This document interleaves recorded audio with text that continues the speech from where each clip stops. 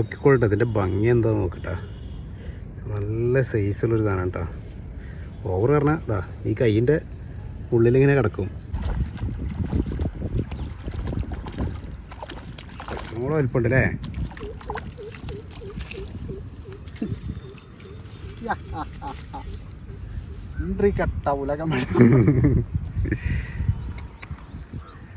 ഈ മീനുണ്ടെന്നുണ്ടെങ്കിൽ അറിയാൻ എന്തെങ്കിലും മാർഗം ഉണ്ടായിരുന്നോ?